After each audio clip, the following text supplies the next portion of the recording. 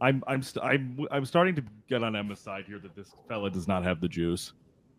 Yeah, I think he's peaking a little bit.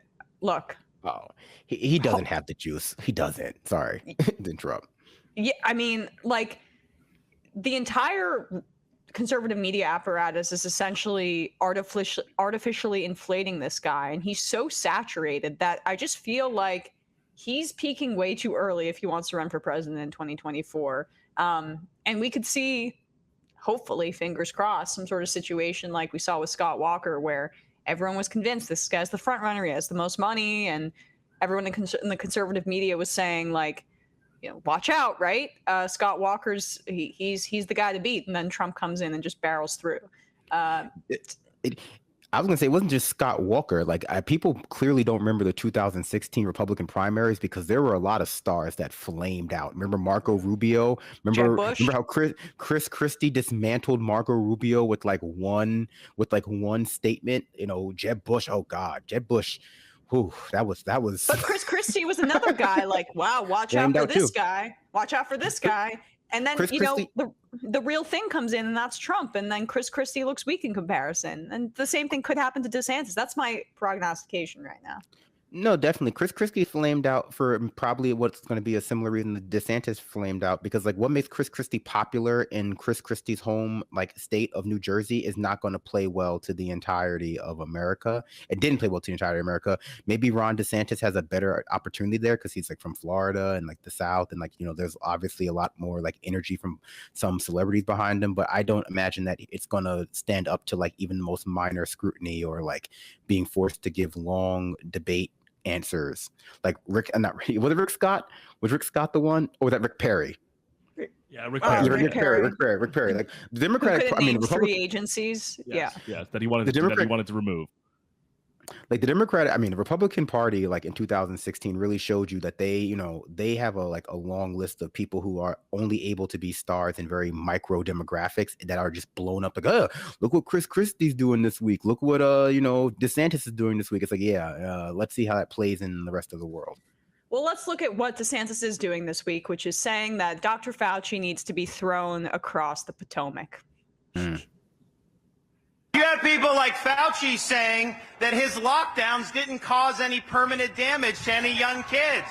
I got news for you, it did, and we are going to reap those rewards across the whole country for years and years and years because they treated kids so poorly. And I'm just sick of seeing him. I know he says he's going to retire. Someone needs to grab that little elf and chuck him across the Potomac. Weak, low energy, not funny. I mean, Ron, you're not too tall yourself, Ron. Rip off. Poor Trump.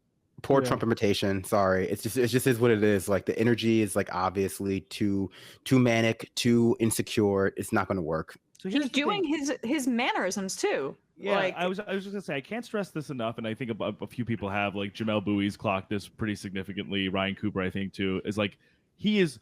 People are oh, he's a fresh alternative to Trump. The fresh alternative to Trump is a 45-year-old Floridian who was just doing Trump, who's just doing a Trump impersonation.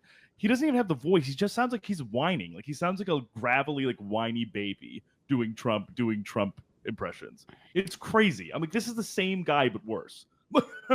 No, it's not. It's not even the same guy. This is a cruel, sort of corporate imitation. Yes, Trump is an independent, sort of entity of the Republican Party. That's why he was successful. Right. He was this is just the sort of aesthetic of that, but as a generic Republican suit, and people are going to see through it. But I would also just say, if this rhetoric is okay, I think somebody should grab that cheap suited hack and throw him into the Gulf of Mexico. That was one ugly suit. That was one ugly suit. But the thing that I think is having me grow increasingly convinced that he's peaked and is on is trending down at this point is that, as you say, Matt. We lost Brandon. Hi, Bradley. Damn,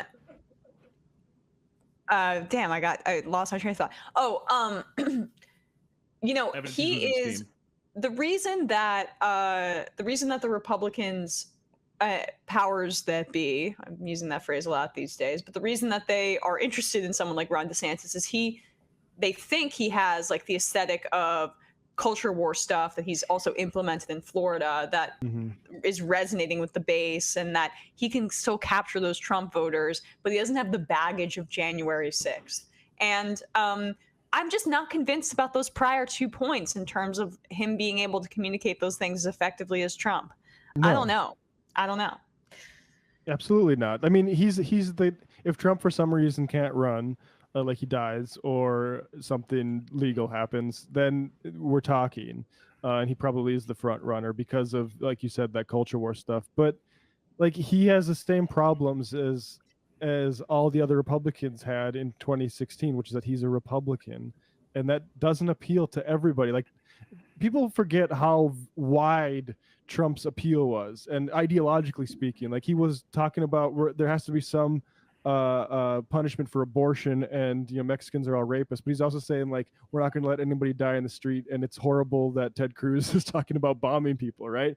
Like, and he also said, I'm going to give you health care, and we're going to drain the swamp, and we're going to build the wall, and like and that works because people saw him as like to the left of independent of the Republican Party. Like that was interesting to folks, and they were wrong. I mean, for the most part, because like Trump was basically a Republican. But DeSantis he has none of that, and he's also poor, right? Like that's really like he's not a millionaire. Look at that suit. You think that the Republican Party is going to go from electing Donald Trump and then decide against Trump and elect a guy who's not even a millionaire? That's not the way Republican voters think. Elect a guy who got into Congress by reading his child in a congressional ad, Donald Trump's book, Art of the Deal, as a bedtime story. I mean, he's so obviously such a beta cuck to Trump that's going to be so easy if Trump runs against him. Again, he's going to rip off Ron, you rip me off, you want to be me, but you can't be me. And they're going to eat that crap up. And of course we watched that Don Jr. video with Crowder where he started to telegraph that line of attack. Basically, the first part being the whole, well, we essentially kind of like kickstarted his career and made him governor over Andrew Gillum in 2018, but then also is like he's going to be more in hoc to donors than Trump ever was because he's not independently wealthy. So Trump Jr. is doing the prototype, but I mean, if Trump and him are actually running against each other, Trump's going to eviscerate him on the debate stage with that stuff. That's what I'm saying. He's just going to ram it down his throat. Once one Republican voters get a taste of the real thing, they're not going to let go of that. And even if, I mean, they're just so far down this death cult that even though Trump's message is going to be so much more about his own personal agreement about being cheated out of the presidency, which is just as flimsy as it gets, he's got enough people captured that he can still take this thing.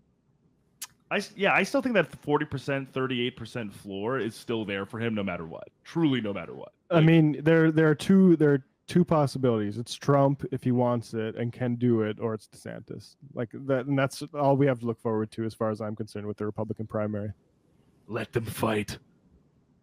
I hope there's a fight. I mean, that would be I don't even know if DeSantis, like, there could be somebody that comes out of the woodwork that Bigfoot's him. I don't know. Like, the thing is like the narrative is too like set, right? Like they've decided the Shapiros, the Crowders, like those folks, even like Fox News. Like I think I don't know if. Well, we'll see how agile they are if DeSantis crashes and burns, I guess. Yeah, I think they're going to have a smaller primary this time around because it's going to be the kind of reminiscent of Hillary Clinton 2016, where like there's a clear front runner coming in, and if you want your career to take a downward spiral, then you can put yourself against that front runner. But we're not going to see another like 27 candidate like Lindsey Graham is there, and or Carly Fiorina. Like we might see one or two more Republicans jump in, but like Christie, they'll probably drop out. Yeah, like like a handful, like maybe Dan Crenshaw say he'll run or something. Who knows? Scott. But like. Yeah, Rick Scott, some some of the old names that we haven't seen in a while, but I don't think anyone is really going to put in a big showing against Trump because a lot of them, like you were saying before, they're too hitched to the Republican bandwagon, while Trump kind of just made the Republicans like stick to him. And like for the most part, like a lot of that had to do with also Hillary Clinton being a historically weak candidate, and Biden probably won't be as weak as Hillary Clinton, even though, he's not particularly likable. And what's the parallels go further between Hillary in 2016 and Trump in 2024 if he chooses to run, which is that it is Hillary Clinton ran in 2016 on a platform that was I am owed this and it is my time, and Donald Trump would be running on a platform that says I am owed this because it was stolen from me. So I like my chances in the general against that kind of rhetoric as of now, but I don't know. Lots of balls in the air, as they say. Okay, let's do Marjorie Taylor Greene.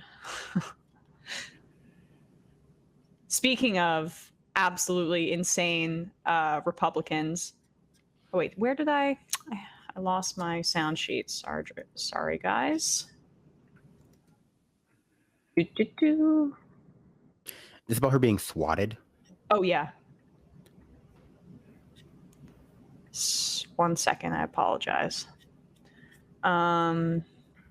You know, one thing about just before, I guess while you're looking for the clip, but I will be interested to see how the COVID anti-vax stuff plays out if DeSantis and Trump go head to head, because obviously one thing that has made Trump weaker than he otherwise would be has been, you know, him still trying to promote the fact that the vaccine was a, you know, scientific breakthrough done under his presidency, and obviously DeSantis has taken the exact opposite stance to that, and so, you know, it will really be a let them fight moment.